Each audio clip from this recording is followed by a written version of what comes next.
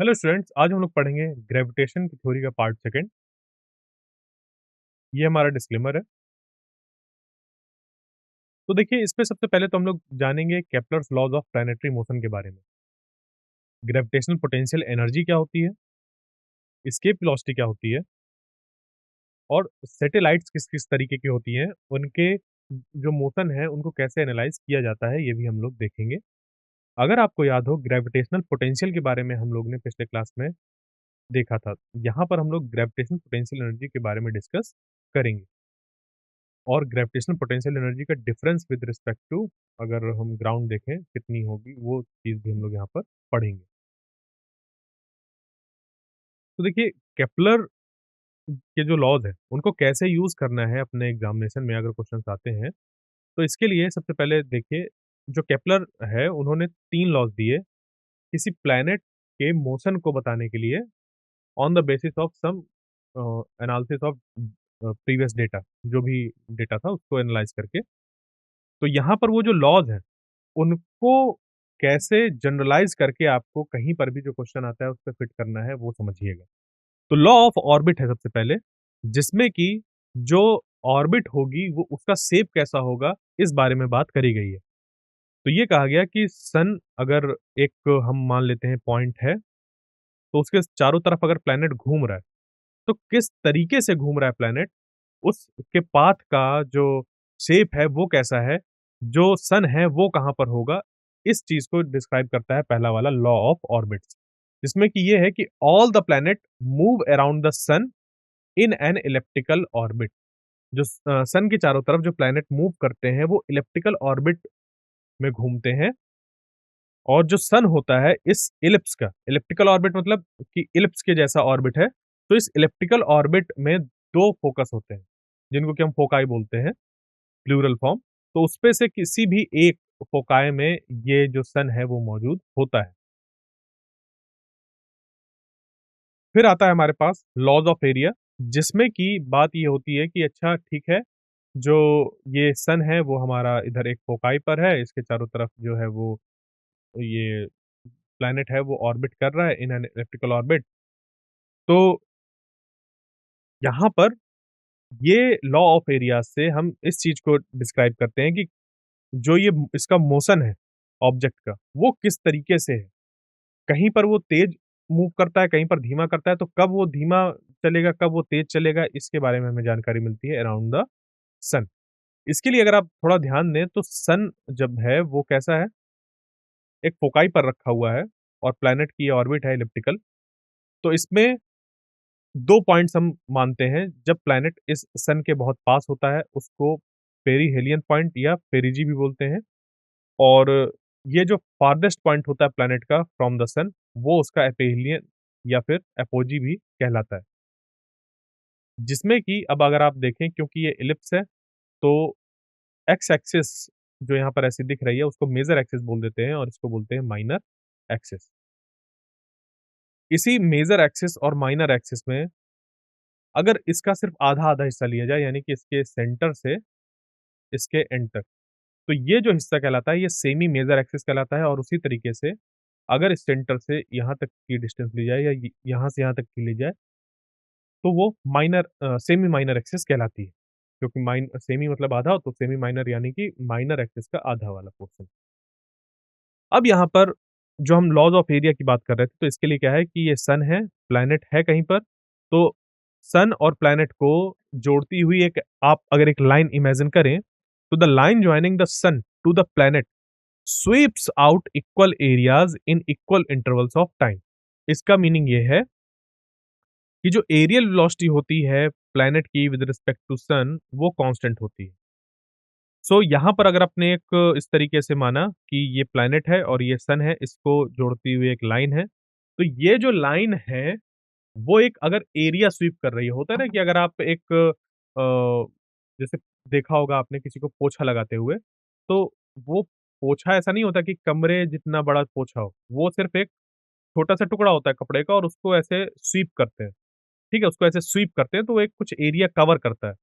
तो उसी तरीके से यहाँ पर बात हो रही है कि इधर सन है, इधर प्लैनेट है, इसको जोड़ती हुई एक लाइन है। तो ये लाइन क्या एक एरिया को स्वीप कर पा रही है? तो बिल्कुल ये एक एरिया स्वीप करती है। सो उसी की बात हो रही है यहाँ पर कि जब प्लैनेट इस सन के चारों तरफ ऐसे घूमता है, तो ये क्या करता है, एक एरिया स्वीप आउट करता है। तो उस एरिया स्वीप करने का जो रेट है, वो कांस्टेंट है, जिसको कि हम लोग एरियल वेलोसिटी बोलते हैं, यानी कि एरिया से रिलेटेड वेलोसिटी। तो planet sweeps out equal areas in equal interval of time और इसी को हम लोग बोलते हैं लॉ ऑफ इनर्शिया, जिससे कि हम ये बता सकते हैं कि जब प्लैनेट इस सन के पास होता है, तो वो यहाँ पर अपनी वेलोसिटी बढ़ा लेता है और वहीं पर जब ये जो प्लैनेट है, वो सन से दूर होता है, तो अपनी वेलोसिटी को कम कर लेता है। क्यों? क्योंकि इसको क्या करना है, अपने एरिया को इक्वल रखना है। Sweeps out equal areas in equal interval of time. अगर गौर से देखा जाए तो यहाँ पर ये जो हमारे पास लाइन की लेंथ है, वो कम हो गई। सन के जब पास है प्लैनेट तो इस लाइन की लेंथ कम हो गई, तो ये कम एरिया स्वीप करेगा। तो स बराबर बनाए रखने के लिए उसको अपनी वेलोसिटी बढ़ानी होगी, कि जल्दी से वो जैसे किसी का छोटा-सा पोछा है और उसको कमरा साफ करना है, तो क्या करेगा? जल्दी-जल्दी पोछेगा ना, क्योंकि उसको उतने ही समय पर अगर पूरा जो कमरा है उसको पोंछना है, एज़ कम्पेयर टू एक बड़े पोछे वाले से, तो उसको छोटे वाले को जल्दी-जल्दी अपनी जो वर्क है उसको खत्म करना पड़ेगा। तो यहाँ पर भी क्या है, क्योंकि जो अब लाइन है वो छोटी हो गई है, उसको उतना ही एरिया स्वीप आउट करना है, इसके लिए वो तेज़ी से प्लैनेट घूमता है। तो ये एक लॉ है जो कि ऑब्ज़र्वेशन से देखा गया है, कि जो चीज़ ऑब्ज़र्व करी है उसके अकॉर्डिंग ये निकल कर आया कि ऐसा होता है। फिर आता है तीसरा लॉ ऑफ पीरियड। तो लॉ ऑफ पीरियड्स में हम ये बात करते हैं कि जो सेमी मेजर एक्सिस है, जो सेमी मेजर एक्सिस है ऑर्बिट की, तो इस ऑर्बिट की सेमी मेजर एक्सिस क्या होगी? ऑर्बिट कैसी है सबसे पहले तो ये देखिए ऑर्बिट जो है वो है एलिप्स और ऑर्बिट अगर हमारी इलिप्स है तो इसमें होंगी मेजर एक्सिस और माइनर एक्सिस। मेजर एक्सिस को अगर हम लोग इक्वल-इक्वल पार्ट पर ब्रेक कर दें, 2 इक्वल पार्ट्स पर ब्रेक कर दें, तो एक जो हिस्सा कहलाएगा वो कहलाएगा सेमी मेजर एक्सिस और जो दूसरा हिस्सा कहलाएगा जैसे कि इधर माइनर एक्सिस है, इसके भी अगर हम 2 टुकड़े कर दें, तो इसका जो एक हिस्सा कहलाएगा वो भी कहलाएगा सेमी माइनर एक्सिस। यहाँ पर बात हो रही है सेमी मेजर एक्सिस की, तो ध्यान दीजिएगा यहाँ पर मेजर एक्सिस के आपने 2 बराबर टुकड़े किए, तो एक जो टुकड़ा हो गया वो हो गया सेमी मेजर एक्सिस। तो अगर आप क्या करें, यहाँ से अगर प्लैनेट चल रहा है और इसको वापस आने में इसी जगह पर टी समय लग रहा है, तो वो उसका टाइम पीरियड कहलाएगा, क्या कहलाएगा? Time period of revolution. क्या कहलाएगा? Time period of revolution. तो प्लैनेट जिस जगह से चलना स्टार्ट कर रहा है और जहाँ पर वापस पहुँच रहा है, जितना उसको समय लग रहा है, वो उसका हो गया टाइम पीरियड। अगर उसका हम स्क्वायर कर दें, तो वो प्रोपोर्शनल हो जाता है इस सेमी मेजर एक्सिस के क्यूब के। यानी कि कुछ इस तरीके से हमें रिलेशन मिलता है कि T square is proportional to a cube. A जो है वो है सेमी मेजर एक्सिस। अब बात आती है ग्रेविटेशनल पोटेंशियल एनर्जी की। तो gravitational potential energy of a body और system is negative of work done by the conservative gravitational force F in bringing it from infinity to present position. तो यहाँ पर इसको अगर हम लोग मैथमेटिकली लिखें तो ये हो जाएगा u is equal to minus W बराबर minus integration from infinity to R F dot D R. तो the gravitational potential energy of two particles mass, जो जिसके एक का मास m1 है, दूसरे का मास m2 है, अगर उनके बीच में सेपरेशन r है, तो ग्रेविटेशनल पोटेंशियल एनर्जी का फॉर्मूला बनता है u is equal to minus G m1 m2 by r। अगर आप गौर से देखें तो ग्रेविटेशनल पोटेंशियल एनर्जी लिखा हुआ है, जबकि अभी तक आपने जो पढ़ा था वो ग्रेविटेशनल पोटेंशियल था। यानी कि किसी सोर्स की प्रॉपर्टी को ग्रेविटेशनल पोटेंशियल डिफाइन करता है एट एनी पॉइंट, जबकि जब हम ग्रेविटेशनल पोटेंशियल एनर्जी बोलते हैं तो सोर्स और जो दूसरा टेस्ट चार्ज है या कोई सिस्टम ऑफ 2 चार्जेस है, सॉरी चार्जेस नहीं मास, क्योंकि यहाँ पर मास की बात आएगी। ठीक है?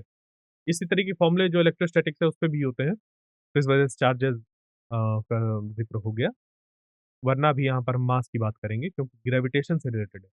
तो क्या होगा कि जो आइसोलेटेड सिस्टम होगा मासेस का, जैसे कि m1 और m2 द मास है, सिस्टम की जो पोटेंशियल एनर्जी होगी, उसको हम बोलेंगे ग्रेविटेशनल पोटेंशियल एनर्जी और वो निकाली जाएगी U बराबर minus G M1 M2 by R।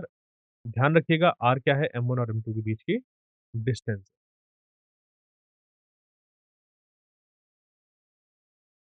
तो अगर हम ये कंसीडर करते हैं कि एक प्लैनेट है, उसकी सरफेस है, ठीक है? जैसे यहाँ पर अर्थ लिखा है, अर्थ की जगह पर कोई प्लैनेट हो सकता है।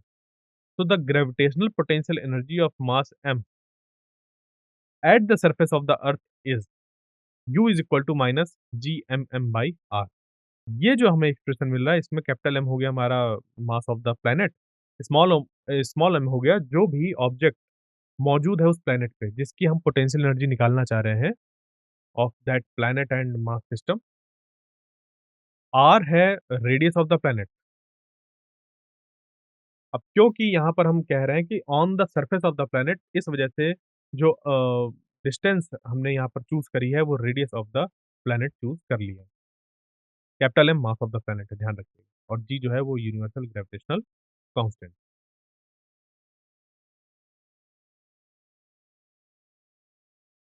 तो अब हम अगर ये देखना चाहें कि जो प्लैनेट है, उसकी सरफेस के रिस्पेक्ट में कितनी अगर हम किसी एक मास को स्मॉल m मास को एट हाइट h लेकर जाते हैं, तो कितनी उसपे पोटेंशियल एनर्जी होगी with respect to the ground या with respect to the planet surface. तो ये हम कैसे निकालेंगे? आप पोटेंशियल एनर्जी निकाल लीजिए एट हाइट h और आप पोटेंशियल निकाल लीजिए eight the surface of the planet, minus कर दीजिए और जो वैल्यू निकल कर आएगी उसको यूज़ कर लीजिए, मतलब जो फ़ॉर्मूला बनेगा। तो यहाँ पर क्या है कि minus of G M M by R plus H, ये तो हो गया कि एट हाइट एच एक प्लैनेट है जिसका कि रेडियस आर है, कैपिटल मास है, मतलब कैपिटल एम से उसका मास रिप्रेजेंट किया जा रहा है और जो स्मॉल एम है वो किसी एक छोटे से मास की बात हो रही है। तो क्या किया कि ऑब्जेक्ट को सरफेस से एच हाइट पर ले गए। अब ऑब्जेक्ट को अगर हम लोग सरफेस से एच हाइट पर ले गए और उस ऑब्जेक्ट का जो मास था वो स्मॉल एम है, तो हम at height H potential energy निकाल लें, at the surface potential energy निकाल लें और डिफरेंस ले लें, काम बन जाएगा और यही चीज़ यहाँ पर करी गई।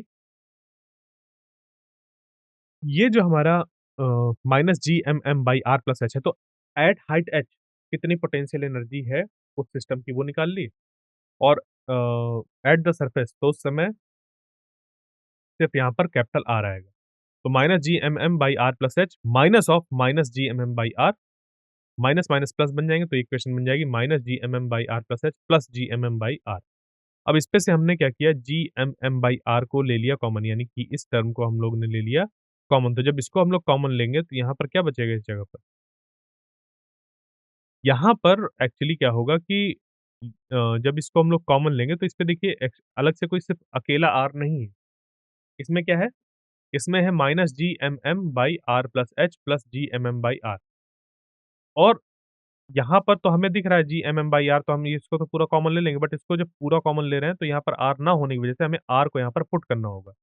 आर का ऊपर-नीचे कराएँगे मल्टिप्लिकेशन, तो यहाँ पर भी है GMM/R जैसा बन जाएगा, बट एक एक्स्ट्रा R ऊपर मौजूद होगा।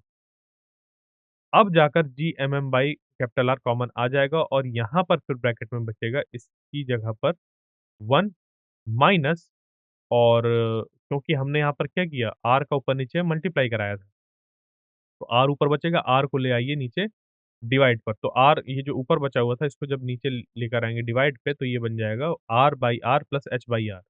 R बाई R हो गया 1, तो ये आ गया देखिए यहाँ पे 1 और यहाँ पर जो H है, इस H को हमने डिवाइड कर दिया कैपिटल R से।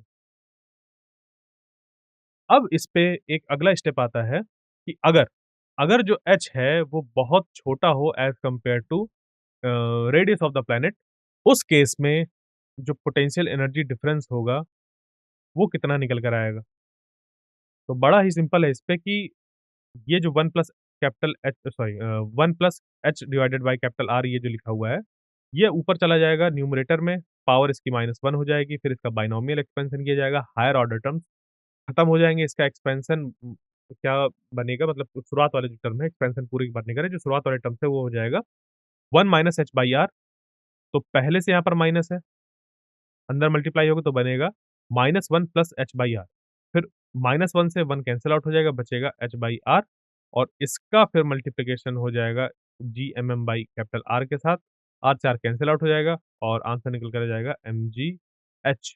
और ये कब निकल कर आ रहा है? वो निकल कर आ रहा है जब एच हमारा बहुत कम है एज़ कम्पेयर टू आर। और यहाँ पर ध्यान दीजिएगा कि वैसे अगर कभी आपको निकालना हो पोटेंशियल एनर्जी का डिफरेंस, तो आपको क्या करना होगा? आपको इस तरीके का यूज़ करना होगा जो यहाँ पर मैंने बताया। डिटेल में मैंने इसी वजह से बताया, समय लेकर इसी वजह से बताया ताकि आपका ध्यान इस पर जाए, इनको सीखने समझने पे आपका समय जाए। एमजीएस तो आप 9th तक देखिए पढ़ते ही आ रहे हैं। इसको दोबारा पढ़ लेंगे, कोई मतलब का नहीं रह जाएगा। इस पे इसको पढ़ने के साथ जो इससे रिलेटेड एडिशनल इन्फॉर्मेशन है, उसको भी पढ़िए, जैसे कि ये निकल कर कैसे आया और इसको ही यूज़ किया जाएगा जनरल केस पे कहीं पर भी। ये जो एमजीएच कंडीशन निकल कर आती है, ये इस पर्टिकुलर कंडीशन पर ही काम करता है कि एच जो है आर की वैल्यू से बहुत कम।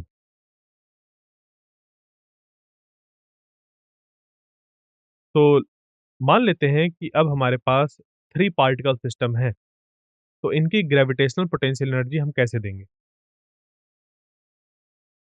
यहाँ पर अगर आप पहले देखें तो इसका जो मास है वो m1 है,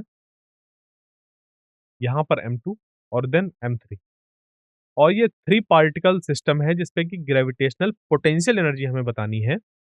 तो इस तरीके केस में क्या होता है जब भी gravitational potential energy n number of particles के लिए हमें निकालनी होती है, तो एक बार में आपको 2 पेयर मतलब 2 का एक पेयर बनाना होता है। एक बार में आपको 2 मास का पेयर बनाना होता है। तो यहाँ पर m1 और m2 और m3 और m3 और m1 इनका जो पोटेंशियल एनर्जी है, वो हम फाइंड करेंगे और सबको कर देंगे ऐड।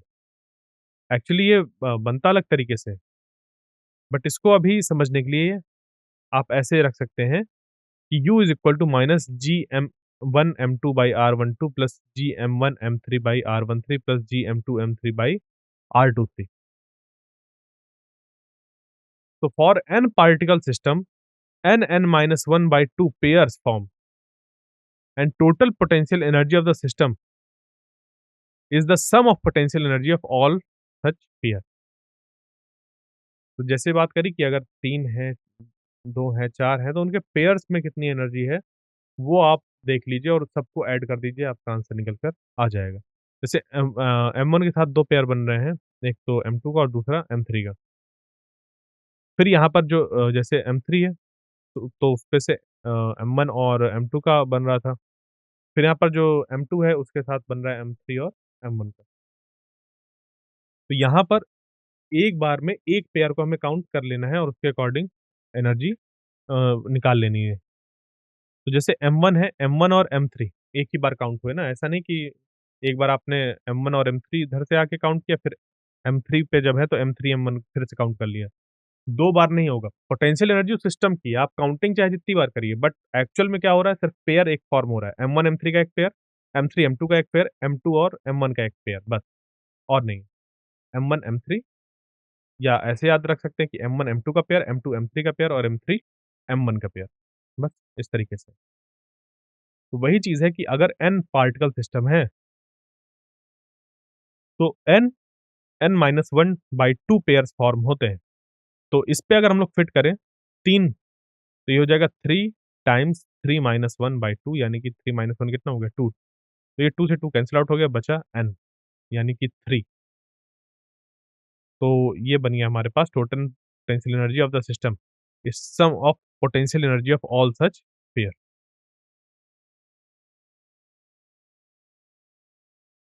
अब बात आती है एस्केप वेलोसिटी की। एस्केप वेलोसिटी एक ऐसा कॉन्सेप्ट है जिसपे कि हम अ, जो ऑब्जेक्ट है कोई किसी प्लैनेट की सरफेस में, जैसे कि मान लीजिए अर्थ है, अर्थ से आप एक ऑब्जेक्ट थ्रो करें स्पेस की तरफ। अब ज़रूरी नहीं कि आप परपेंडिकुलर करें या किसी पर्टिकुलर एंगल पर करें, कैसे भी आप फेंक दें। बस एक शर्त के साथ कि आप फेंके ऐसा उसको कि वो वापस अर्थ के पुल में ना आए या अर्थ में वापस ना आए। तो उसके लिए जब बात आती है कि वो मिनिमम वेलोसिटी कि अगर उस वेलोसिटी से फेंक दिया किसी भी एंगल पर, किसी भी डायरेक्शन पर, वो ऑब्जेक्ट वापस अर्थ की तरफ आएगा ही नहीं। एक बार निकल जाएगा तो निकल जाएगा। तो वो जो मिनिमम वेलोसिटी होती है with which a body must be projected from the surface of the earth so that it escapes the gravitational field of the earth, यानी कि ग्रेविटेशनल फील्ड से अगर वो बाहर चला जाएगा तो अर्थ उसको अपनी तरफ खींच पाएगी ही नहीं। तो we can also say that a body projected with escape velocity will able to go to a point which is at infinity distance from the earth. तो अगर हम लोग एस्केप वेलोसिटी की वैल्यू निकालना चाहें, तो वी एस्केप बराबर हो जाता है रूट 2 जीएम बाई आर, जिसको कि हम लोग देखो अगर यहाँ पर ध्यान दें, तो ये जीएम और यहाँ पर कैपिटल आर। जो जीएम है, वो यहाँ पर जी कांस्टेंट है, एम जो है वो मास ऑफ द ऑब्जेक्ट है, सॉरी प्लैनेट का मास है और जो ये आर है, वो रेडियस ऑफ द प्लैनेट है। तो यही चीज़ मैं बताना चाह रहा था कि यहाँ पर आप कहीं पर भी ऑब्जेक्ट का मास नहीं देख रहे होंगे। मैं ये कहना चाह रहा था, ऑब्जेक्ट पहले निकल गया। सो मास ऑफ द प्लैनेट दिया हुआ है, रेडियस ऑफ द प्लैनेट दी है, यूनिवर्सल ग्रेविटेशनल कांस्टेंट दिया हुआ है। इसमें उस ऑब्जेक्ट के मास से शायद इनकी बात ही नहीं आई जिसको कि फेंका जा रहा है। तो एस्केप वेलोसिटी का कॉन्सेप्ट ये है कि किसी भी साइज़ का ऑब्जेक्ट हो, किसी भी तरीके का बना हो, कैसा भी शेप हो, अगर उसको इस वेलोसिटी के साथ फेंक दिया गया तो फिर वो कभी वापस नहीं आएगा। यानी कि जो एस्केप वेलोसिटी है वो प्लैनेट की प्रॉपर्टी है। आप ये कह सकते हैं कि प्लैनेट की प्रॉपर्टी है, हर प्लैनेट की अपनी एक एस्केप वेलोसिटी होगी। जैसे कि अगर हम अर्थ की बात करें तो 11.2 किलोमीटर पर सेकंड ये एस्केप वेलोसिटी है, यानी कि अगर इस स्पीड से आपने ऑब्जेक्ट को किसी भी डायरेक्शन पर कैसे भी थ्रो किया तो वो आपको नहीं मिलने वाला। वो अर्थ के ग्रेविटेशनल पुल से बाहर चला जाएगा, वो रहेगा ही नहीं। इसी चीज़ को हम लोग लिख सकते हैं रूट 2 जीआर। स्मॉल जी क्या है? स्मॉल जी है acceleration due to gravity, R है रेडियस ऑफ द प्लैनेट। तो अर्थ के लिए ये वैल्यू 11.2 किलोमीटर पर सेकंड है। बाकी आप अगर दूसरे प्लैनेट की जो वैल्यूज़ हैं उनको पुट करके यहाँ निकालेंगे तो उस प्लैनेट के लिए एस्केप वेलोसिटी निकल कर आ जाएगी। तो ध्यान रखिएगा इस एस्केप वेलोसिटी किस-किस चीज़ पर डिपेंड करती है और किस पर डिपेंड नहीं करती है। इसके लिए ना आपको ये फ़ॉर्मूला ही याद रखना है कि एस्केप वेलोसिटी जो है वो पूरी तरीके से डिपेंड कर रही है जी, एम और आर के ऊपर। यहाँ पर जब इस तरीके से डिपेंडेंसी वाली बात आती है, तो हमें हमेशा जो अपने पास फ़ॉर्मूले हैं, उसके थ्रू सॉल्व सॉल्व करना होता है। कैसे? डिपेंडेंसी पूछ ली कि अच्छा ठीक है, हवा बहुत तेज़ चल रही है और कुछ कोई ऐसी सिचुएशन है, जिसमें कि हम क्या कर रहे हैं, जो ऑब्जेक्ट है, उसको थ्रो कर रहे हैं, ठीक है? हवा चल रही है, एयर रेजिस्टेंस है, कुछ भी है, बहुत कुछ है, बहुत ढेर सारी चीज़ें हैं। बट अब हम क्या कर रहे हैं कि उसका शेप भी बता रहे हैं, सब सब कर रहे हैं। बट हमसे ये पूछा जा रहा है कि अच्छा ठीक है, ये जो एस्केप वेलोसिटी है, क्या वो उसके जो हवा चल रही है, उसकी वेलोसिटी पर डिपेंड करेगा या जो ऑब्जेक्ट है, उसके मास पर डिपेंड करेगा, उसके शेप पर डिपेंड करेगा, साइज़ पर डिपेंड करेगा, इस तरीके से बहुत ढेर सारी चीज़ें पूछ ली गई। तो आपको ये फ़ॉर्मूला देखना है, एस्केप वेलोसिटी का फ़ॉर्मूला क्या है? G capital M by R. Capital M क्या है? Mass of the planet. Capital R क्या है? Radius of the planet. G क्या है? Universal gravitational constant. तो ये इनमें इनमें ये सिर्फ़ डिपेंडेंसी इनकी ही है, कैपिटल एम और आर की, जी तो कांस्टेंट है। तो एस्केप वेलोसिटी जो है वो मास ऑफ द प्लैनेट और रेडियस ऑफ द प्लैनेट पर ही डिपेंड करता है, बस। इसी वजह से ये रूट 2 जीआर ही सिर्फ़ यहाँ पर दिख रहा है। अब बात आती है सैटेलाइट की। तो कोई भी एक ऐसा ऑब्जेक्ट जो कि अर्थ के चारों तरफ रिवॉल्व करता हो या किसी दूसरे प्लैनेट के अराउंड रिवॉल्व करता हो, वो सैटेलाइट कहलाता है। ये नेचुरल भी हो सकती हैं या आर्टिफ़िशियल भी हो सकती हैं। तो आर्टिफ़िशियल सैटेलाइट ऐसी सैटेलाइट्स हैं जो कि ह्यूमन्स के द्वारा बनाई गई हैं और अर्थ के चारों तरफ घूम रही हैं या दूसरे प्लैनेट के चारों तरफ घूम रही हैं। जबकि मैन मेड के अलावा जो हमारी सैटेलाइट होती है, जैसे मून है, वो एक सैटेलाइट है। क्यों? क्योंकि वो अर्थ के चारों तरफ घूम रहा है। या जैसे कि शायद गैनीमीड है या टाइटन है, ये सब जो हमारे बड़े प्लैनेट है ना, उनके मून हैं ये, ठीक है? So the path of these satellites are elliptical with the center of the Earth at foci of the ellipse. तो यहाँ पर हम कुछ अप्रॉक्सिमेशन लगाकर ये मान सकते हैं कि जो ऑर्बिट है सैटेलाइट का अराउंड द प्लैनेट या अर्थ वो है सर्कुलर। तो ऑर्बिटल वेलोसिटी अगर हमें सैटेलाइट की फाइंड करनी है, कैसे फाइंड करेंगे? कि orbital velocity of the satellite is the velocity required to put the satellite into its orbit around the earth. यानी कि उस वेलोसिटी से आप उसको फेंकिए कि वो एस्केप ना कर जाए और ना ही वापस आकर गिर जाए। वो अर्थ के चारों तरफ गोल-गोल घूमने लगे। तो orbital velocity of the satellite निकल कर आती है वी नॉट बराबर root capital G M by R. R जहाँ पर है distance of the satellite from the centre of the earth, जिसको कि हम लोग कैपिटल आर प्लस एच करके लिख सकते हैं। तो कंडीशन फिर से वही आ जाती है कि स्मॉल एच जो है वो अगर बहुत छोटा है कैपिटल आर के वैल्यू से, तो वी नॉट बराबर हो जाएगा root times GM by capital R बराबर रूट जी आर। तो ये जैसे कि इस वैल्यू के अकॉर्डिंग अगर हम लोग देखें तो जो जी और कैपिटल आर की वैल्यू आ रही है इसके अकॉर्डिंग अगर हम लोग देखें तो जो स्पीड ऑफ द सैटेलाइट है वो हमें मिल जाएगी 7.9 किलोमीटर पर सेकंड और ये वो स्पीड है जिससे कि ये एस्केप नहीं करेगी, ना अर्थ में गिर जाएगी, वो अर्थ के चारों तरफ या प्लैनेट के चारों तरफ घूमती रहेगी। तो इसको ऑर्बिटल वेलोसिटी बोलते हैं। एस्केप वेलोसिटी जो है वो √2 टाइम्स होता है ऑर्बिटल वेलोसिटी के। अब हम लोग निकालेंगे सैटेलाइट्स के लिए ही पीरियड ऑफ रिवॉल्यूशन। तो ये एक ऐसा समय है जब एक सैटेलाइट पूरा एक रिवॉल्यूशन कंप्लीट करने में अर्थ के एक रिवॉल्यूशन को कंप्लीट करने में वो समय जितना लेती है। तो रिवॉल्यूशन पीरियड टी बराबर बन जाएगा 2 pi R by V naught is equal to 2 pi root R cube by GM. फिर यहाँ पर अगर हम इसी को देखें जो फॉर्म है एक अगला, उसको लिखा जा सकता है 2 pi under root R cube by G times capital R square. फिर से अगर हम यहाँ पर क्या करें एक एप्रोक्सिमेशन ले लें कि स्मॉल आर जो है कैपिटल आर के बराबर है, यानी कि एच की जो वैल्यू है वो कैपिटल आर की वैल्यू से बहुत कम है। ये चीज़ यहाँ पर ली गई है। तो जो कैपिटल टी होगा वो 2h times root capital R by G हो जाएगा। तो अब हम निकाल रहे हैं यहाँ पर height of satellite in terms of period. Time period के हिसाब से ये चीज़ हम फाइंड करने वाले हैं कि ये जो हाइट ऑफ सैटेलाइट है, वो कितनी होगी? तो the height of the satellite can be determined bye it's time period and vice versa. किस तरीके से? जो स्मॉल एच होगा वो हो जाएगा small r minus capital R. अब यहाँ पर जो स्मॉल आर है वो बनेगा G capital R square T square divided by 4 pi square to the power 1/3 और यहाँ पर आ जाएगा ये माइनस आर जो कि पहले से दिया हुआ है।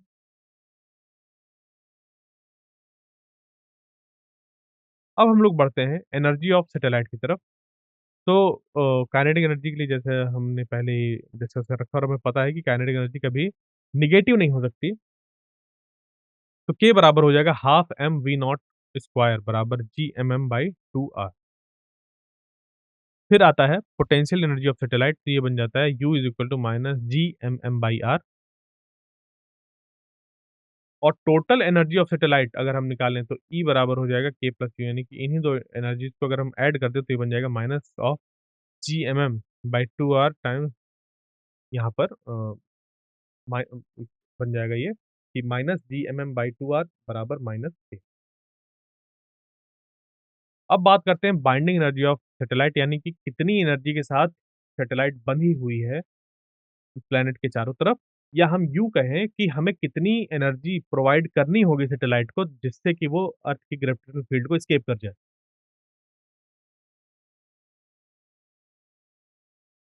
तो बाइंडिंग एनर्जी होता है माइनस ऑफ ई यानी कि Gmm/2r जितनी एनर्जी के साथ जितनी टोटल एनर्जी के साथ वो जो ऑब्जेक्ट है या जो सैटेलाइट है वो अर्थ के चारों तरफ बंधी हुई है, क्या किया जाए कि उतनी एनर्जी उसको सप्लाई कर दी यानी कि यहाँ पर प्लस आ जाएगा। तो binding energy U is equal to हो गया Gmm/2r।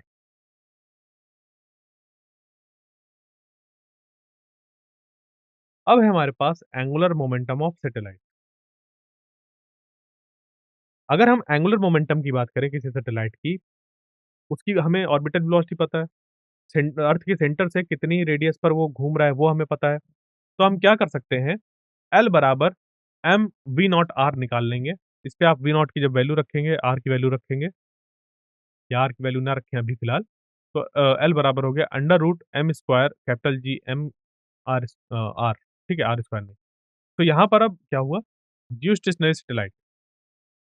तो स्टेशनरी सैटेलाइट एक ऐसी सैटेलाइट होती है जो कि अर्थ के चारों तरफ उसके इक्वेटोरियल प्लेन पर एक चक्कर 24 घंटे में लगाती है। जिसके कारण से अर्थ भी एक जो अपना रोटेशन है वो 24 घंटे में कवर करती है और जो सैटेलाइट है वो भी 24 घंटे में ही घूम रही है। तो ऐसा लगता है ऑब्जर्वर को या जो स्टेशनरी ऑब्जर्वर है ऑन द अर्थ, उसको ऐसा लगता है कि अ, ये जो सैटेलाइट है वो रुकी हुई है। वो उसी जगह पर है जहाँ कल थी या जो जहाँ परसों थी। बट एक्चुअल में क्या हो रहा है कि वो कंटीन्यूअसली घूम रही है।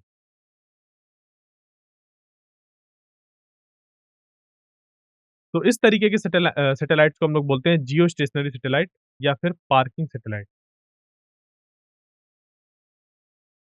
तो हम लोग ने Kepler law of planetary motion के बारे में पढ़ा, जिससे कि laws of orbit, laws of area, law of periods वगैरह थे। ग्रेविटेशनल पोटेंशियल एनर्जी के बारे में पढ़ा। फिर हमने एस्केप वेलोसिटी के बारे में भी पढ़ लिया था कि ई वी बराबर अंडर रूट 2 GM/r। फिर इसी तरीके सैटेलाइट्स के बारे में, then orbital satellite of orbital velocity of satellite, ठीक है? क्या हो जाएगा ऑर्बिटल वेलोसिटी ऑफ सैटेलाइट।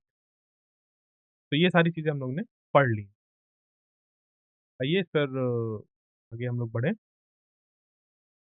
तो पीरियड ऑफ रिवॉल्यूशन बनेगा, ये भी हम लोग ने देख लिया क्या होता है। Height of satellite in terms of period, ये भी हम लोग ने पढ़ लिया। तो आइए अब हम लोग ग्रेविटेशन से रिलेटेड जो क्वेश्चंस हैं उनको प्रैक्टिस करें। ये हमारा डिस्क्लेमर और इस पे हम लोग क्वेश्चंस की प्रैक्टिस कर रहे हैं, ठीक है? ये रहा पहला क्वेश्चन जिसमें कि ये दिया हुआ है कि a solid sphere is of density rho and radius capital are.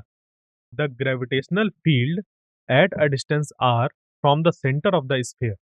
जब स्मॉल आर कैपिटल आर से छोटा है, तो क्या होगा? इसका करेक्ट आंसर ये आपको बताना है।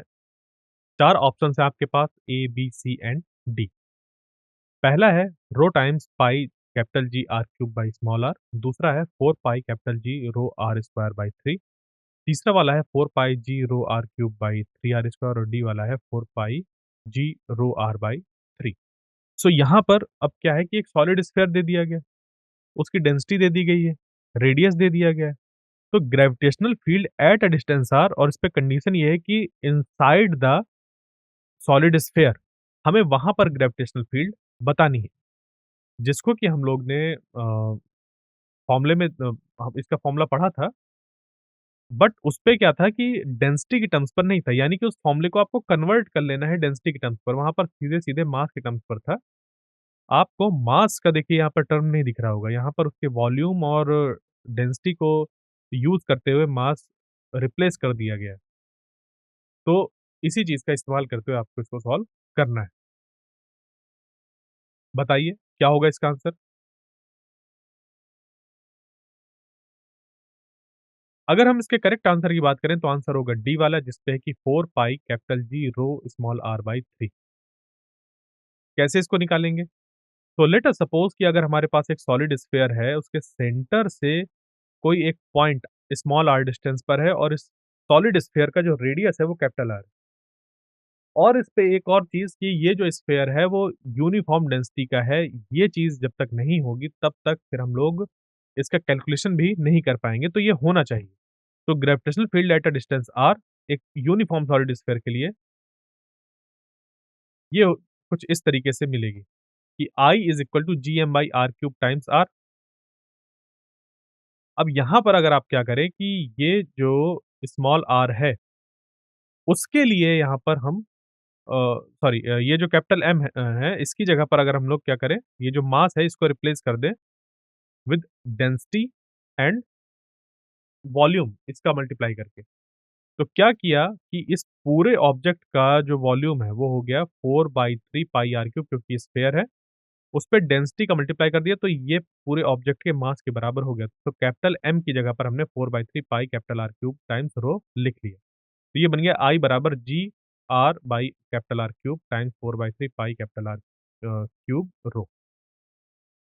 तो I बराबर हो जाएगा 4 pi capital G rho small r by 3। कैसे? यहाँ पर जो कैपिटल R³ है वो कैंसल आउट हो गया। ऊपर बन गया ये 4 पाई और कैपिटल G, ये रो और ये R और ये नीचे आ गया 3। अब है next question, the maximum vertical distance through which a full dressed astronaut can jump on the earth is 0.5 metre. अब यहाँ पर फुल ड्रेस्ड एस्ट्रोनॉट से क्या मतलब है, यानी कि उसका सिर्फ खुद का वेट नहीं मास नहीं है और भी उसके साथ जो इक्विपमेंट्स वगैरह हैं, सबकी बात हो रही है। तो कुछ भी हम कहें कि मिला-जुला कर अर्थ में अगर वो जंप करना चाह रहा है तो 0.5 मीटर तक ही जंप कर पा रहा है। तो यहाँ पर हमें एस्टिमेट करना है maximum vertical distance through which he can jump on the moon, which has a mean density 2/3 that of earth and radius 1/4 that of the earth. Option है आपके पास ए 1.5 मीटर, बी 3 मीटर और सी है 6 मीटर, डी है 7.5 metre. तो यहाँ पर इन्होंने क्या किया, अर्थ में वो कितना कूद पा रहा है, कितनी ऊँचाई तक जा पा रहा है, वो चीज़ निकाल ली। अब कह दिया इस पे कि ठीक है, जो मून है आप जानते हैं उसकी डेंसिटी जो है मीन डेंसिटी वो 2/3 है अर्थ के कंपैरिज़न में और उसका जो रेडियस है वो 1/4 है दैट ऑफ द अर्थ, यानी कि अगर जो अर्थ है उसका रेडियस r है तो मून का जो रेडियस है वो r/4 है। तो इस इन्फॉर्मेशन का इस्तेमाल करते हुए आपको ये बताना है कि मून में अगर वही एस्ट्रोनॉट जंप करे तो कितना ऊपर जा सकता है। तो सीधी-सी बात है, ऊपर जाने से रोकता कौन है? एक्सेलरेशन ड्यू टू ग्रेविटी, जो कोई प्लैनेट या मून लगा रहा होता है उस ऑब्जेक्ट पर। तो यहाँ पर अर्थ के लिए जो एक्सेलरेशन ड्यू टू ग्रेविटी है और जो मून के लिए एक्सेलरेशन ड्यू टू ग्रेविटी है वो अलग-अलग होंगी। बस इसका ही हम लोग यहाँ पर इस्तेमाल करके जो वैल्यू है वो निकालेंगे कि यहाँ पर उसके पास कुछ एनर्जी होगी mgh, उसने उसका पूरा यूज़ कर लिया। उतनी एनर्जी उसके पास होगी वहाँ पर भी, बट उस उतनी एनर्जी के लिए वो ज़्यादा हाइट तक चला जाएगा क्योंकि g की वैल्यू वहाँ पर कम होगी। तो इस तरीके से आप अगर इसको निकालें, क्या आंसर निकल कर आएगा? देखिए इसका करेक्ट आंसर है बी, 3 मीटर्स। तो formula of gravity in terms of radius and mass density due to a planet या फिर बॉडी अगर हम निकालते हैं, तो जीएम बराबर हो जाएगा 4/3 पाई कैपिटल जी आर और रो, ठीक है? अब इस पे क्या करें कि जैसे ग्रेविटी ऑन द मून हमें निकालना है, तो ये हो जाएगा जीएम बराबर 4/3 पाई जी और यहाँ पर जो ये आरपी और रोपी होते हैं, ये प्लैनेट के रेडियस और डेंसिटी होते हैं। अब क्योंकि हम यहाँ पर मून की बात कर रहे हैं, तो मून के लिए यहाँ पर वो एक्चुअल में वो प्लैनेट नहीं है। प्लैनेट नहीं है बट कोई एक सेलेस्टियल बॉडी है ना, एक सेलेस्टियल बॉडी है तो हम उसको जो जैसे कि हमने जो भी फ़ॉर्मूले पढ़े हैं प्लैनेट के लिए, मैंने उसपे उस समय बताया था कि मून के लिए भी एप्लीकेबल है। तो हमने बस वही किया कि आरपी की जगह पर जो प्लैनेट का रेडियस दिया हुआ था, हमने सीधा-सीधा जो मून का रेडियस है उसको यूज़ कर लिया और यहाँ पर जो मून का रेडियस होगा वो कितना होगा? दिया हुआ है कि अर्थ के रेडियस का 1/4 है और जो डेंसिटी है वो 2/3 है। तो ये चीज़ यहाँ पर हमने पुट कर दी। यानी कि जीएम बराबर हो गया 1/6 टाइम्स दिस और ये जो है वो अर्थ की एक्सेलरेशन ड्यू टू ग्रेविटी है नियर द सरफेस। तो जीएम बराबर हो गया GE/6 और ये चीज़ आपको पहले से ही पता है। बस मैंने यहाँ पर आपको बता दिया कि अगर यहाँ पर मून ना होता कोई और होता, मून की जगह पर कोई अगर दूसरा प्लैनेट होता तो क्या प्रोसेस फ़ॉलो करते? मून की जगह अगर कोई दूसरा प्लैनेट होता तो क्या प्रोसेस फ़ॉलो करते? ये चीज़ आपको यहाँ पर बताई गई। सो जीएम बराबर हो गया जीई बाई 6। तो work done in jumping on earth, अगर उसको हम लोग डब्ल्यूई से रिप्रेजेंट करें तो ये हो गया एमजीएच यानी कि एमजी टाइम्स 0.5, और work done in jumping on the moon ये हो गया डब्ल्यूएम बराबर M times ji by 6h1। ये दोनों चीज़ें हो जाएँगी बराबर, क्योंकि उसके पास तो उतनी ही एनर्जी है ना उछलने के लिए, उसके पास उतनी ही क्षमता है कि वो ऐसे उछले। तो ये हो जाएगा कि डब्ल्यूएम बराबर mg/6h1। इस चीज़ को अब यहाँ पर हम क्या करें कि डब्ल्यूई बराबर डब्ल्यूएम कर दें। तो mg टाइम्स 0.5 बराबर mg/6 टाइम्स h1। तो h1 बराबर निकल कर आ जाएगा 0.5 टाइम्स 6, यानी कि h1 बराबर 3 मीटर्स। अब है next question, the mass of a spaceship is 1000 kilogram. एक स्पेसशिप है, उसका मास दे दिया गया कि 1000 किलोग्राम है। It is to be launched from the earth surface out into free space. The value of small G and capital R R 10 metre per second square and 6400 kilometre respectively. The required energy for this work will be. Option है आपके पास A B C and D, चार option है। तो बताइए इसका answer क्या होगा?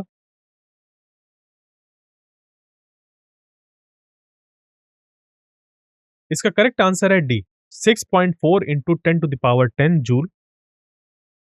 तो मास ऑफ द स्पेसशिप की अगर हम बात करें, एम बराबर हो गया 1000 किलोग्राम।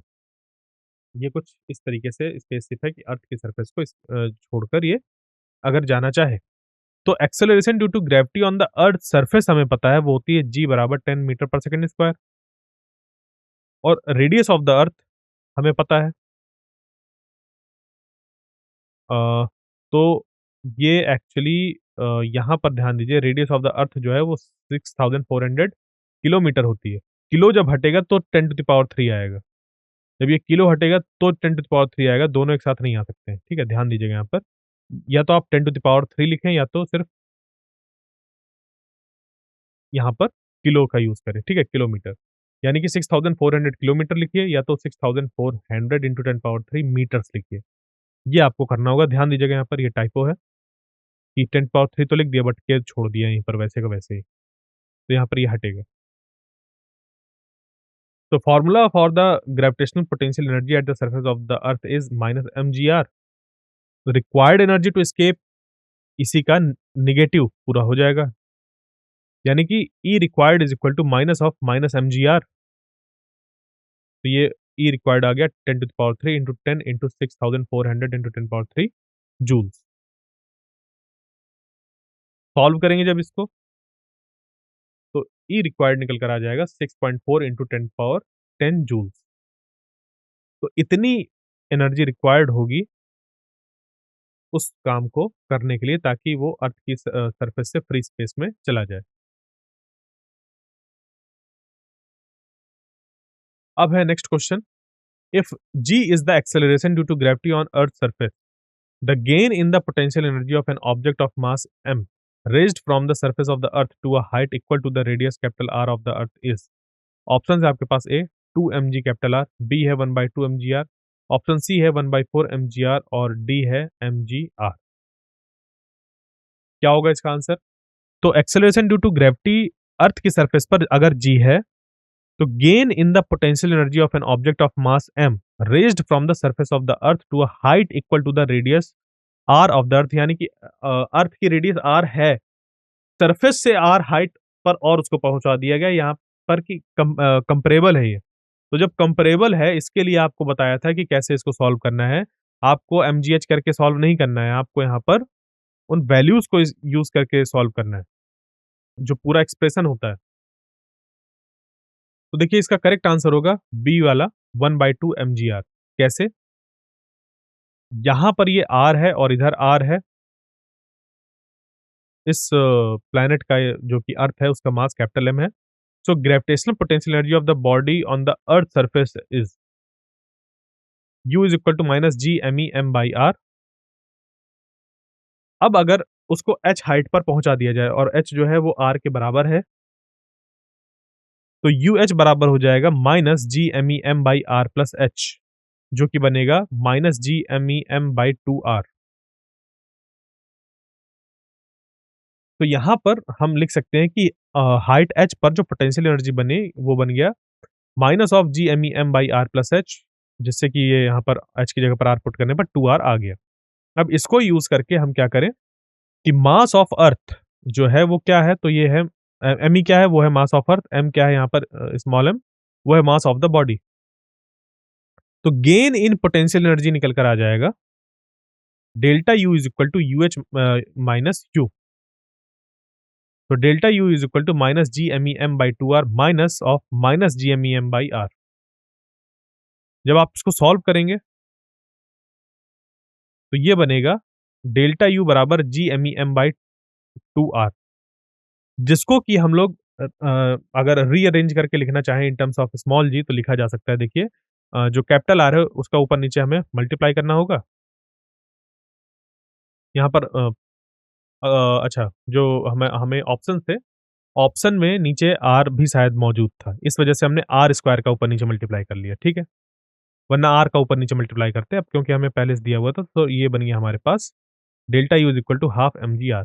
ओके, ऑप्शन में ऐसे ही था तो हमने बाद में इसको कैंसल आउट कर दिया। तो यानी कि आपको बेसिकली R का ऊपर-नीचे मल्टीप्लाई करके आंसर मिल जाएगा। अगर इस एक्सप्रेशन पर आप क्या करें R का ऊपर-नीचे अगर मल्टीप्लाई करते हैं, तो नीचे R स्क्वायर बन जाएगा, ऊपर R रहेगा। GME बाई आर स्क्वायर यानी कि GME/r² ये स्मॉल g बन जाएगा तो स्मॉल g आ जाएगा, बाकी बचेगा यहाँ पर r यहाँ पर स्मॉल m और ये 2 यही आ जाएगा यहाँ पर delta U is equal to half mgr। तो the gain in the potential energy will be half mgr। Next question, two bodies of masses m and 4m are placed at a distance r. The gravitational potential at a point on the line joining them where the gravitational field is zero is। Options आपके पास A B C and D चार है -4 GM/r, B है -6 GM/r और सी है -9 GM/r और आखिरी वाला है कि जीरो होगा। तो वो हमें बताना है। दो बॉडीज है जिनका एक का मास है इस एम और दूसरे का 4m है। उनके बीच की डिस्टेंस r है। तो उनके बीच का कोई एक पॉइंट जहां पर जो ग्रेविटेशनल फील्ड हो वो जीरो हो, ग्रेविटेशनल फील्ड हमें जीरो बतानी है। तो क्या हमें कोई ऐसा पॉइंट मिल सकता है? कहाँ पर है? वो चीज़ हमें यहाँ पर बतानी है। तो देखिए इसका आंसर होगा सी वाला -9 GM/r। तो क्या है कि फील्ड वहाँ पर अगर ज़ीरो है, तो वहाँ पर ग्रेविटेशनल पोटेंशियल कितना होगा उसको हम आसानी से फाइंड कर सकते हैं। तो इसके लिए सबसे पहले तो हम लोग क्या करेंगे वो पॉइंट ढूँढेंगे जहाँ पर कि ग्रेविटेशनल फील्ड ज़ीरो है। तो लेट अस सपोज़ 2 मास हैं, एक m और दूसरा 4m। इनके बीच कोई एक पॉइंट है P। m से उसकी डिस्टेंस है x और 4m की तरफ से हो जाएगी वो r माइनस x क्योंकि m और 4m के बीच की डिस्टेंस r है। तो gm/x² बराबर हो जाएगा g times 4m/r minus x का होल स्क्वायर क्योंकि यहाँ पर ग्रेविटेशनल फील्ड एक दूसरे को कैंसल आउट कर रही है और उसी कंडीशन को हमने यहाँ पर लगाया। तो 4x² इज इक्वल टू हो जाएगा r माइनस x का होल स्क्वायर यानी कि 2x बराबर r माइनस x। तो x बराबर हो जाएगा r/3। अब इस पॉइंट पर x बराबर r/3 पर हम क्या करेंगे जो ग्रेविटेशनल पोटेंशियल है उसको फाइंड कर लेंगे। तो क्या किया जाएगा कि m और 4m की वजह से जो ग्रेविटेशनल पोटेंशियल है एट पॉइंट x बराबर r/3 उस पे हम वैल्यूज़ मतलब इसको x की वैल्यू पुट करके उसको जो दोनों की वजह से जो वैल्यूज़ आ रही होंगी उनको सम अप कर लेंगे। यानी कि Vp बराबर हो जाएगा -gm/x plus minus g4m/r minus x। तो प्लस माइनस माइनस बन जाएगा, एक्सप्रेशन बनेगा हमारे पास -gm/x minus g times 4m/r minus x। तो Vp बराबर हो जाएगा -gm/x minus g4m/r minus x। इसको जब हम लोग सॉल्व कर रहे होंगे, तो एक इंटरमीडिएट स्टेप हमें क्या करना पड़ेगा कि x की वैल्यू जो है वो आप पुट करें r/3। तो ये बनेगा Vp बराबर -3 GM/r minus 3g times 4m/2r। यानी कि वीपी बराबर आ गया -9 GM/r। आप इसको सॉल्व करेंगे तो ये आपको मिल जाएगा। Next question, a planet in a distant solar system is 10 times more massive than the earth and its radius is 10 times smaller. Given that the escape velocity from the Earth is 11 km per second, the escape velocity from the surface of the planet would be। Option है आपके पास यहाँ पर A B C and D, चार option है। तो इसके लिए हमें वही जो भी हमने फॉर्मूले पढ़े हैं वो सारे जनरल फॉर्मूले पढ़े हैं और उनका ही यूज करके हमें इसको सॉल्व करना है। तो देखिए इसका करेक्ट आंसर होगा सी, 110 किलोमीटर पर सेकेंड। तो मास ऑफ द प्लैनेट दे रखा है 10 टाइम्स ऑफ एम, जो कि है एम है mass of the earth. Radius of the planet है RE/10, RE radius of the earth है। तो जो एस्केप वेलोसिटी होती है वो होती है वीई बराबर रूट 2 GME/RE। प्लैनेट के लिए ये बन जाएगा वीपी बराबर रूट 2G टाइम्स MP/RP। यानी कि वीपी बराबर हो गया, देखिए एमपी की जो वैल्यू थी, ये एमपी की जो वैल्यू है यहाँ से उसको पुट कर देंगे और जो आरपी की वैल्यू है वो यहाँ पर पुट कर दी जाएगी। तो एमपी जो है वो 10 टाइम्स एमई है, आ गया 10 टाइम्स, और आरपी जो था वो RE/10 था, तो नीचे वाला 10 भी ऊपर चला गया, 10-10 मिलकर बन गया 100। तो वीपी हो गया 10 टाइम्स वीई। अर्थ की ग्रेविटेशनल पुल से एस्केप करने के लिए ऑब्जेक्ट को जो वेलोसिटी चाहिए होती है वो 11 किलोमीटर पर सेकंड होती है। तो वीपी बराबर हो गया 10 टाइम्स 11, यानी कि उस प्लैनेट से निकलने के लिए 110 किलोमीटर पर सेकंड की स्पीड चाहिए किसी भी ऑब्जेक्ट को। तो ऑप्शन सी करेक्ट हो गया। Next question, a projectile is fired vertically downward from the surface of the earth with a velocity k times VE. VE जहां पर एस्केप वेलोसिटी है और k की वैल्यू 1 से कम है।